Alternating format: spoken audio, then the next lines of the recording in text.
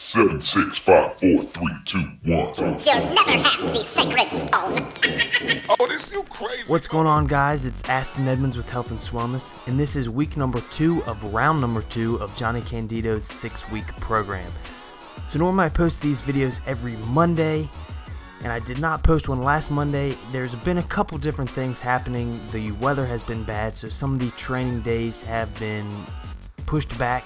I do have weights in my basement if you watch my basement workout video, but I only have about 290 pounds of free weights, so I'd be unable to do my squats as with the weight that the program calls for. Now in the past I have done more weight in my basement by duct taping dumbbells onto the plates, but it's pretty unsafe, pretty unstable. I do not recommend it. And I just really don't want to risk getting injured doing something stupid like duct taping weight on, because at any time it could fall off, and one side would be 50 pounds heavier than the other, and then I would mess up my back or whatever.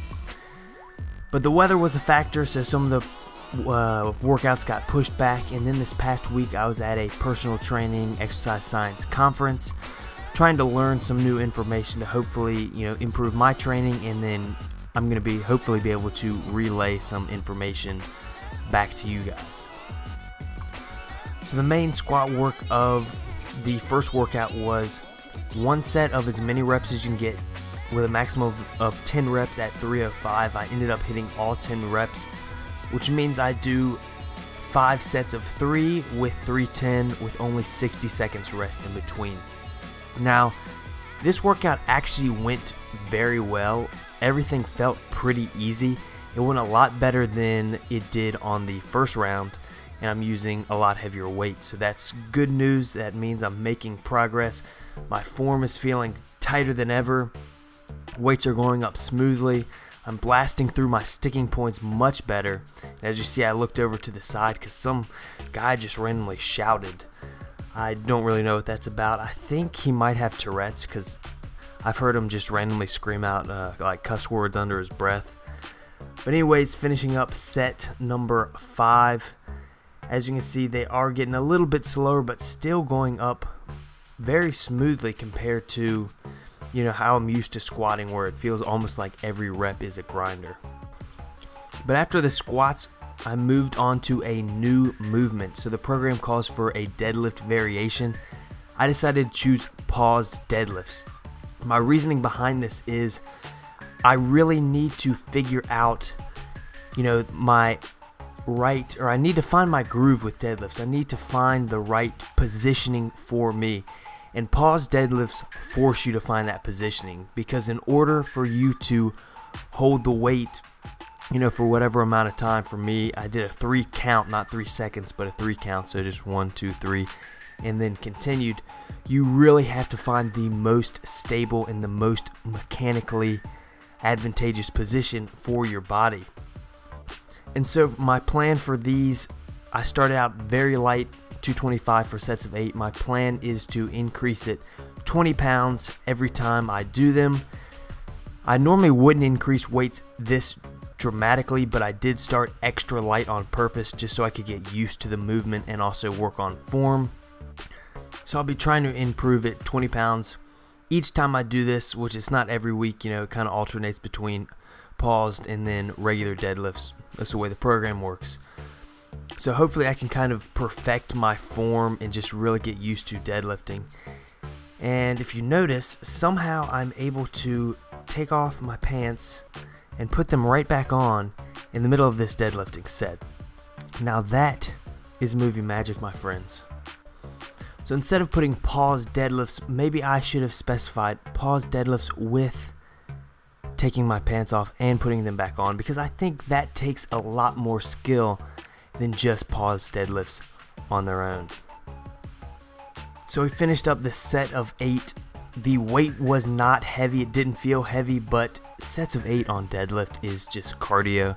And then you add in that extra time under tension with the pause, and it's pretty grueling no matter what weight you use. So day 2 was squats, 1 set of max reps with a maximum of 10 for 310 pounds.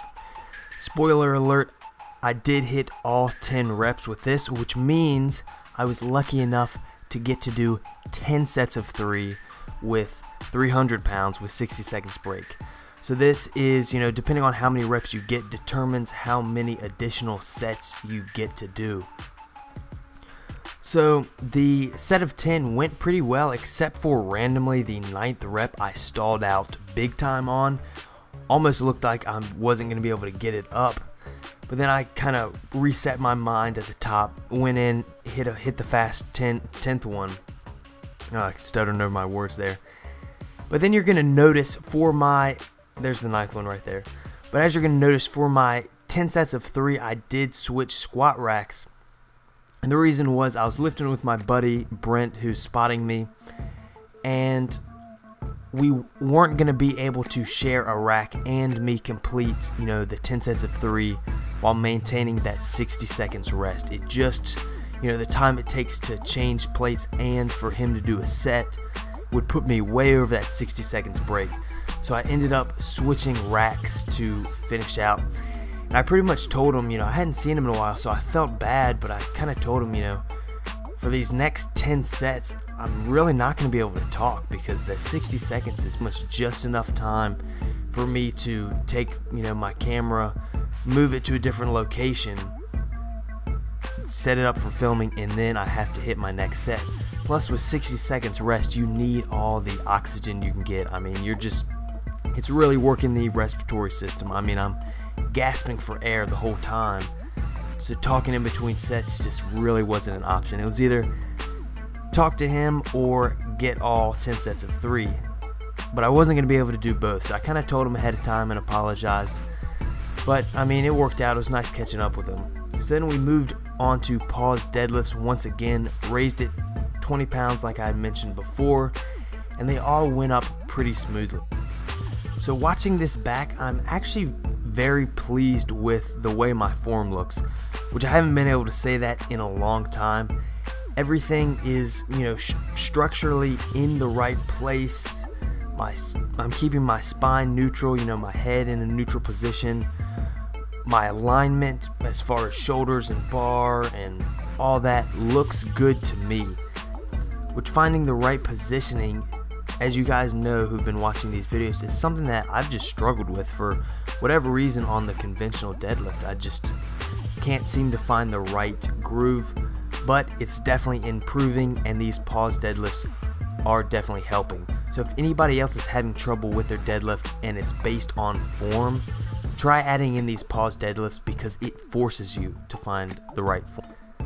But we're coming to the end of the video. If you enjoyed it, please give it a thumbs up rating. That helps me out a lot. If you haven't already, hit that subscribe button. You'll be notified when I upload future videos. But in the meantime, thanks for watching and have a great day.